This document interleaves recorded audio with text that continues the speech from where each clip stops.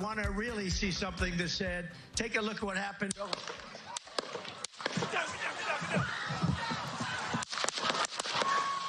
All of a sudden, I seen it, like, I mean, like, you could almost see it. It was, like, crazy. But then there was, like, 1, 2, 3, like, boom, boom, boom. It was so surreal when you heard the sound of the bullets. It just went 1, 2, 3, 4, 5, 6. An assassination attempt of former President Donald Trump. Our coverage continues after the shots rang out during the campaign rally in Butler, Pennsylvania last night. Good Sunday evening. Thank you for joining us for DC News Now at 10 o'clock. I'm Ben Dennis. Tonight, the FBI has identified the suspect, 20-year-old Thomas Matthew Crooks. Right now, the feds say they do not have a motive for the shooting, but they are investigating the incident as a potential act of domestic terrorism. Investigators say Crooks is from Bethel Park, Pennsylvania. It's around 50 miles from the rally site. They also say bomb-making materials were found inside the suspect's car and home, adding that the gun was an AR-style rifle fired from the roof of a building just several hundred feet from that rally site. And new tonight, the Associated Press says a local police officer encountered the suspect on the roof before the shooting, who pointed his rifle at the officer. That officer went back down a ladder, and Crooks quickly took a shot toward Trump. We noticed the guy crawling, bear crawling up the roof of the building beside us, 50 feet away from us.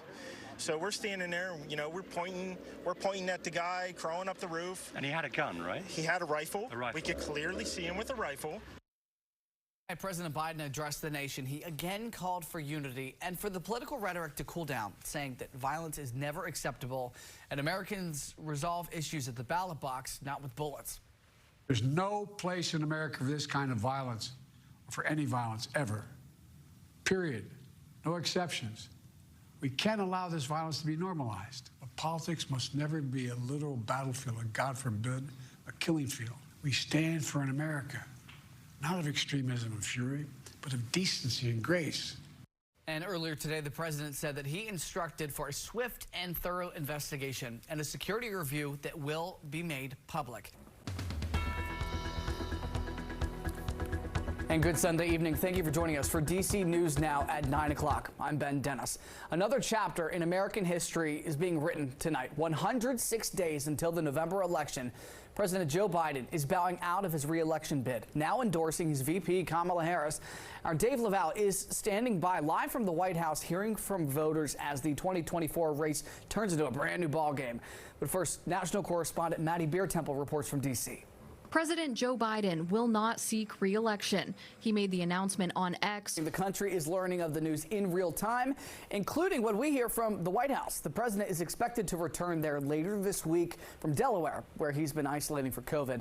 DC News Now's Dave Laval joins us live outside of the White House. Dave, plenty of mixed opinions here. How are voters reacting to this news? I can tell you the crowd is significantly smaller than when we first got out here this afternoon. Dave Laval, DC News Now. Well, thanks to Dave. We also went out to Howard University in D.C. It's where Vice President Kamala Harris went to college, checking in with how students are feeling about her potentially earning that nomination for president. One student that we spoke with says that he's grateful Harris can represent both African Americans and an HBCU on a large stage. I think that the representation is very much needed. It's long overdue. It's a great feeling knowing that I'm going to an institution that is preparing me for things like this. You know what I'm saying? Whether or not I am going into the political system, I just think it's important to just have that representation. Vice President Harris graduated from Howard University in 1986 with a degree in political science and economics. Tonight on DC News Now, it's a DMV First Warn Day. We are tracking extreme heat and severe storms moving into the area.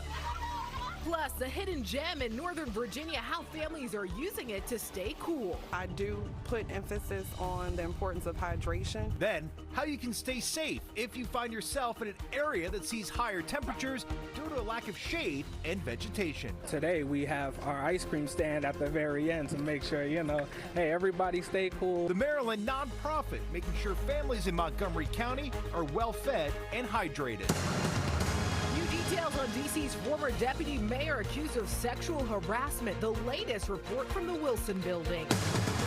And $1 with an Amazon Prime Day preview. Go to the app or the website and do the shopping there. How you can get ahead of those deals before they go online next month.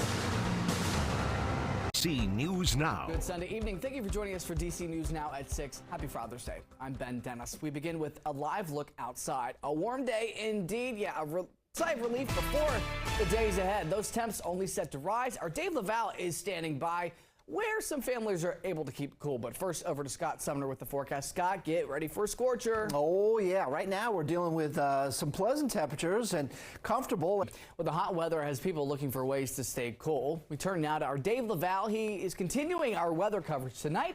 He joins us live from Lafayette Pointer Park in Upper Chevy Chase in Northwest D.C. Dave, you look dry. The kids behind you, not so much. How are people beating the heat out there?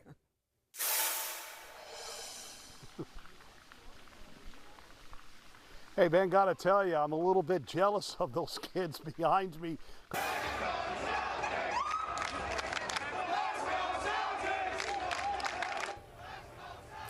Well, the Celtics are NBA champions once again. Boston took down the Dallas Mavericks 106-88 in Game 5 to bring home the franchise's 18th title.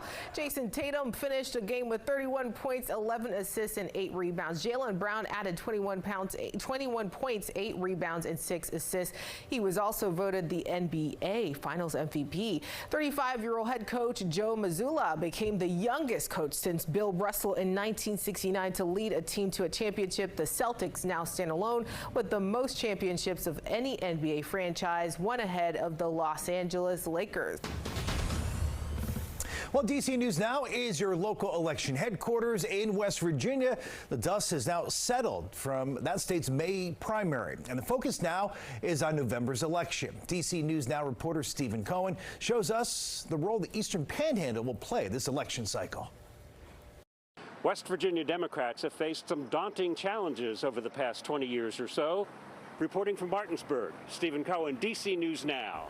And in more election news, former President Donald Trump apparently has made up his mind about who will be his running mate in November. Trump telling NBC News ahead of a rally in Philadelphia that he has settled on a vice presidential choice.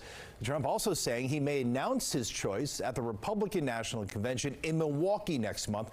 Sources have told our partners at the Hill the front runners for the position are North Dakota Governor Doug Burgum, Ohio Senator J.D. Vance, and Florida Senator Marco Rubio. Also on the campaign trail, President Biden has a comfortable lead over former President Trump among voters younger than 30. That's according to a poll from CBS News and YouGov. Now that poll, they're finding 61% of likely voters younger than 30 support Biden, while 38% support Trump. Both Biden and Trump have attempted to attract younger voters as concerns mount over their ages there. Biden, 81, and Trump, 78 years old, are the two oldest major party candidates to run against each other in U.S. history. Meanwhile, the two men are set to take the stage Thursday night for the first presidential debate of 2024. That debate, hosted by CNN in Atlanta, marks the first time the pair has shared a stage since 2020. Now, that race remains tight as polling by the Hill Decision Desk HQ shows Trump with a 6-point lead over President Biden. The debate is live on News Nation at 9 o'clock.